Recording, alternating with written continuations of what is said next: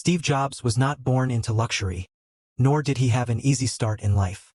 He was born on February 24, 1955, in San Francisco, California, and was adopted by Paul and Clara Jobs, a humble couple who promised to give him a good education. From the very beginning, Steve was curious, rebellious, and full of questions about how things worked. During his teenage years, Jobs became fascinated by electronics. He would spend hours with his friend Steve Wozniak, experimenting with circuits and gadgets in the Jobs family garage. This curiosity later became the foundation for something that would change the world: Apple. After high school, Steve went to Reed College in Oregon, but he soon dropped out. He didn't like following rules and routines. However, he continued attending calligraphy classes and exploring creative ideas. Later, this love for design became one of the key reasons Apple products looked so unique and elegant. In 1976, at the age of just 21, Steve Jobs and Steve Wozniak started Apple Computer in Jobs' garage. They wanted to make computers small and affordable enough for people to use at home. Their first product, the Apple I, was a simple machine, but it caught attention. Soon after, they launched the Apple II, which became a massive success and made Apple a million-dollar company. Jobs was a visionary. He didn't just see computers as machines, but as tools to unleash human creativity. His famous quote was, "The people who are crazy enough to think they can change the world are the ones who do." However, success didn't last smoothly. As Apple grew, Steve became more demanding and perfectionist. His obsession with detail and innovation often caused conflicts inside the company.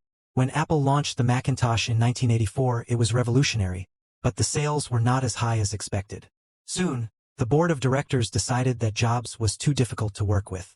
In 1985, Steve Jobs was fired from Apple, the company he founded. It was the most painful moment of his life. In his words, "I was out, and very publicly out. What had been the focus of my entire adult life was gone." But Jobs didn't give up. Instead of quitting, he used the failure as a new beginning. He started another computer company called Next, focusing on high-end workstations for businesses and universities.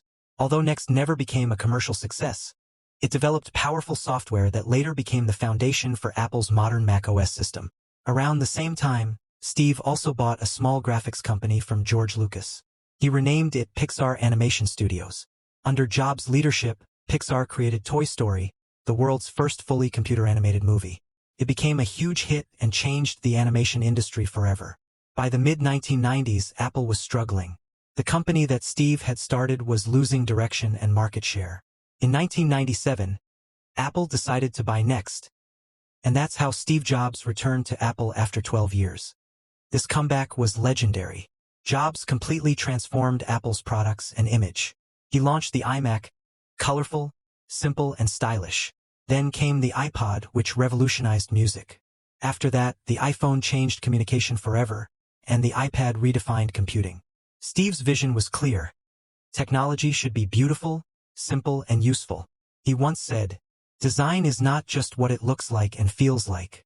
Design is how it works." Under Jobs' leadership, Apple became not just a tech company, but a symbol of creativity and innovation. People didn't just buy Apple products, they felt inspired by them. But behind the success, Steve was fighting a silent battle. In 2003, he was diagnosed with pancreatic cancer.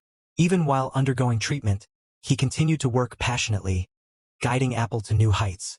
In 2007, when he introduced the first iPhone, he said with his usual confidence, "Today, Apple is going to reinvent the phone." And he truly did. The iPhone changed the entire smartphone industry and became one of the most successful products in history. Unfortunately, his health kept declining. On October 5, 2011, Steve Jobs passed away at the age of 56.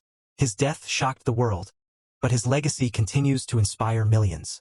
Steve Jobs taught us that failure is not the end. It's just a part of the journey. He showed that passion, creativity, and belief in your vision can overcome even the biggest obstacles.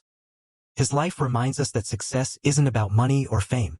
It's about making a dent in the universe. As he used to say, lessons from Steve Jobs' life. 1. Follow your passion even if the path is uncertain. 2.